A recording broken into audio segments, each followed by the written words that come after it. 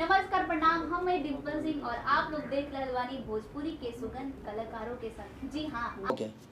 इसमें हमारे पास मोस्ट 5 नाम हैं।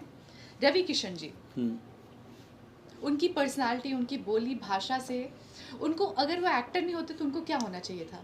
देखिए वो बहुत बड़े वक्ता हैं और मेहनती हैं। तो रवि भैया देखिए वो कहीं भी रहते तो अपने जीवन को चला लेते। उनको एक पोजीशन मिल गई तो आज वो बड़े सुपरस्टार हैं हमारे इंडस्ट्री के। और बहुत बड़े आज के डेट में तो वो बीजेपी के एक नेता भी हैं। तो मेरे कहने का मतलब कि अगर वो एक्टर नहीं होते तो उनके अंदर मेहनत करने की क्षमता थी, वो कहीं भी रहते तो अपना एक जगह ज़रूर बनाते क्योंकि मेहनती हैं वो। ठीक है, मनोज तिवारी जी। हाँ, अगर वो देखिए एक्टर नहीं होते जी। तो आज नहीं तो कल वो राजनेता जरूर होते क्योंकि वो दिमाग के बहुत शार्प आदमी है और बहुत चतुर आदमी है मनोज भैया। तो दिनेश लाल यादव जी।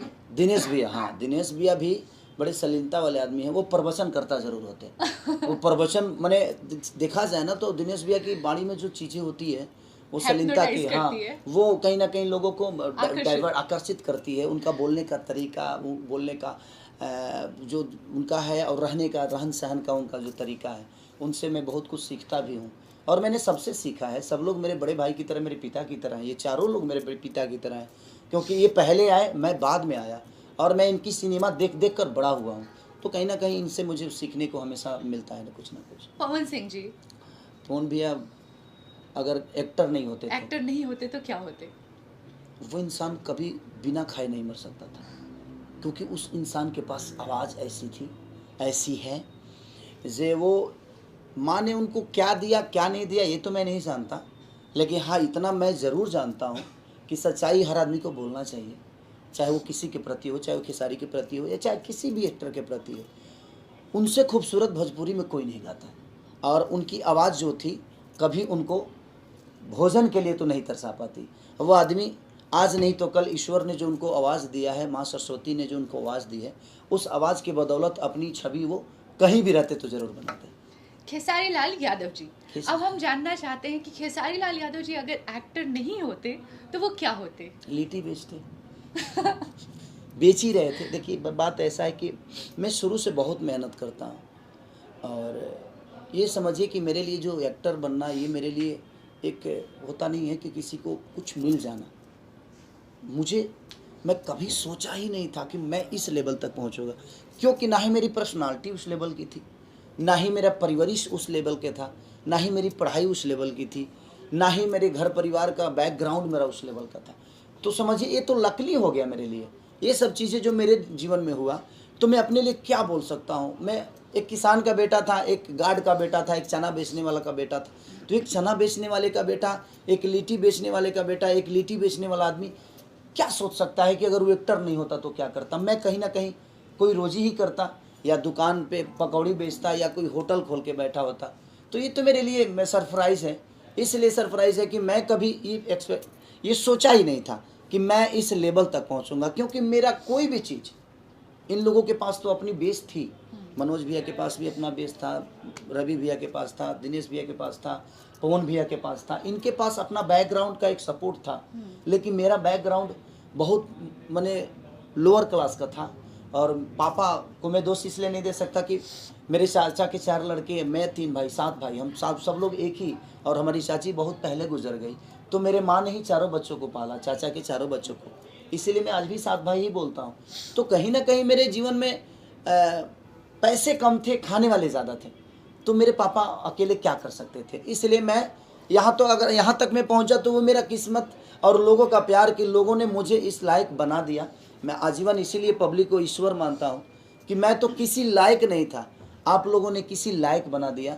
तो मेरा कुछ नहीं है, ये पब्लिक और जनता का योगदान है। नहीं तो मेरे पास सच में अगर मैं एक्टर नहीं होता तो मुझे लगता है कि मैं 500 या 700 या 2000, 4, 5000, 10,000 की नौकरी करता या कहीं झाल बजाता या कहीं दुगोला गाता, रामायण महाभारत गाता। तो आज हाँ, रामायण महाभारत गाता था तो हो सकता था मैं व्यास होता और व्यास होकर रामायण महाभारत गा के अपने जीवन को चलाता। बाकी कुछ नहीं।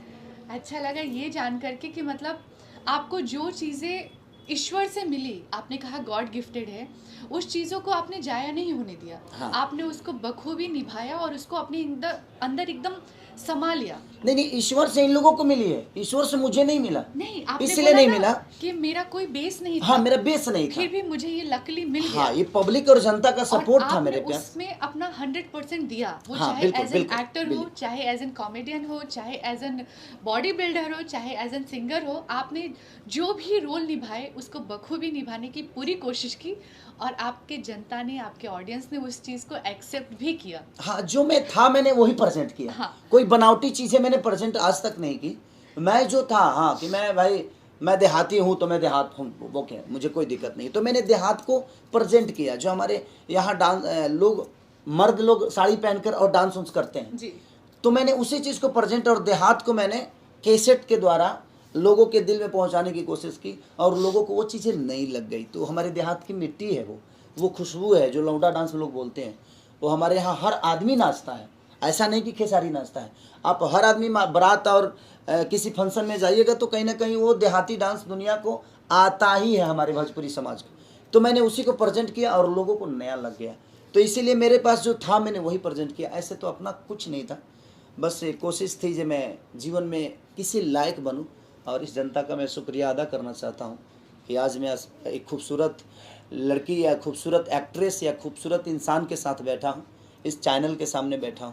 तो कहीं ना कहीं इस पब्लिक का और मेरे मम्मी पापा का बहुत बड़ा योगदान है, क्योंकि मेरे मम्मी पापा ने मुझे जिस हिसाब से पाला है उस हिसाब में लोग पालते नहीं हैं। उस हिसाब में तो लोग अपने बच्चों को टाल देते हैं। और मैं जानता हूँ दुनिया का कोई भी माँ बाप अपने बच्चों को भगाता तो नहीं है, लेकिन वो व्यवस्था नहीं दे पाता है। लेकिन मेरे मम्मी पापा ने जितना कमाया, जितना कुछ किया, सिर्फ मेरे लिए सोचा, अपने बच्चों के लिए सोचा। और आजीवन मैं उनका कर्जा तो नहीं उतार सकता, लेकिन बस एक चीज़ रहती है कि मैं माँ के गोद में बहुत कम दिन रह पाया हूँ। और आज क्योंकि इतने सारे आंचल मेरे लिए पूरी दुनिया में फैली हुई है कि हर आंचल का रिकवरी करते करते, हर आंचल की खुशी के लिए करते करते मैं अपने माँ को ही कभी कभी लगता ही नहीं कि कब तक मिला हूँ मैं। मम्मी आती है बॉम्बे, तो आती तो है, लेकिन कभी मिलता हूँ और पता चला शूटिंग पे चला गया। तो माँ के आंचल के लिए अब तरसना पड़ता है, क्योंकि जिम्मेदारियाँ बहुत बड़ी हो गई है अब पब्लिक की और जनता की। इसलिए उस जिम्मेदारी के साथ इंसान सबकी खुशी की जिम्मेदारी लेकर और रास्ते पे चल पड़ा है। वैसे तो हम सब ने देखा है कि आप स्टेज पे बात करें या फिर एयरपोर्ट पे हो या शूटिंग पे हो, आप लोगों को हंसाते रहते हैं, हमेशा लोगों का मनोरंजन करते रहते हैं कि हर लोग एक्टिव रहते हैं। खेसारी जी का सेट है और कोई ऐसे बैठा हो, ऐसा कभी हो नहीं सकता। लेकिन कभी तो ऐसा कोई माहौल या कोई ऐसा मोमेंट रहा होगा जब कोई आपका फ़ैन है या फिर आपका डायरेक्टर प्रोड्यूसर कुछ समझा रहा हो, आपको लगा हो कि बस कर वरना 1 घंटा आप खींच के मारेंगे। नहीं, मैं डिस्टर्ब एक समय होता हूँ जब कोई आपत्ति प्राकृतिक हो जाती है। प्राकृतिक कोई अगर घटना होता है ना, जैसे बाढ़ आ गया, कोई कहीं मर गया, कहीं आग लग गई और उसमें लोग परेशान है और टीवी पे आदमी देख लेता है ना, तो मैं लगातार डिस्टर्ब हो जाता हूँ। मुझे लगता है कि इसमें से सब लोग तो मेरे अपने ही थे यार। तो जब आप अपनी दुनिया को अपना परिवार मान लेते हो ना, तो उनके हर कष्टों में तकलीफ, उस समय कोई सीन अच्छा नहीं लगता, उस समय कोई मनोरंजन अच्छा नहीं लगता, उस समय कोई गायकी अच्छी नहीं लगती। तो वो 2 पल होता है ना, वो मेरे लिए थोड़ा सा, और मैं कभी गुस्सा नहीं करता और गुस्से में मैं हंसता हूँ।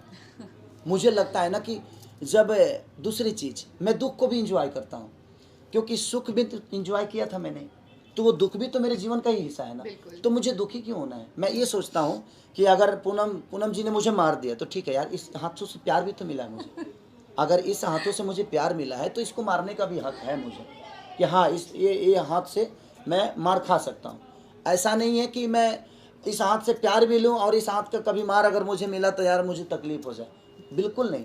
मैं सोचता हूँ कि अगर इस हाथ से मुझे खाना मिला है तो इसी हाथ से मुझे रुलाना भी चाहिए। इसी हाथ को मुझे प्यार मिला है तो इसी हाथ से मुझे, ये हाथ कभी आरती मेरी उतारी है तो ये हाथ अगर चल भी गया तो उसको बुरा नहीं माने। तो दुख सुख हमारे साथ होता है, तो मैं सुख में भी इंजॉय करता हूँ तो दुख में भी उतना ही इंजॉय करता हूँ। और जब ज़्यादा तकलीफ में होता हूँ तो मैं खूब हंसता हूँ।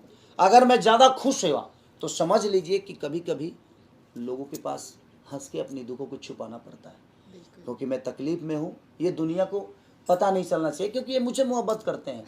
तो दूसरी चीज़, अगर एक आप तकलीफ छुपा के अगर हंस दिए ना तो इन लोगों को सबको खुशी मिल जाएगी आपको। जो नहीं मेरा एक्टर, मेरा भाई, मेरा बेटा खुश है, लेकिन अगर मैं एक दुख, तो मेरे कहने का मतलब दुख तो मेरा ही है, लेकिन मैं इतने लोगों को दुखी कर दिया अपना दुख बता के, तो कोशिश करता हूँ कि दुख भी हो तो उसको खुशी के हिसाब से बताया जाए, ताकि दुनिया खुश हो जाए। आपके तकलीफ से उसको तकलीफ हो। बहुत अच्छी सोच है आपकी। और हम आपसे लास्ट क्वेश्चन ये जानना चाहते हैं कि आप बहुत पैसे कमा रहे हैं, बहुत सारे आप सोना पहन रहे हैं, बहुत सारे बंगले, घर, सारी चीज़ें आपने बनवा लिया, लेकिन उसके साथ साथ आप लोगों के लिए अच्छा करते हैं। जैसे बाढ़ आता है तो आप बाढ़ पीड़ितों की मदद करते हैं, कहीं आग लग गई तो आप उनकी मदद करते हैं, विवाह करवाते हैं, स्कूली बच्चों के लिए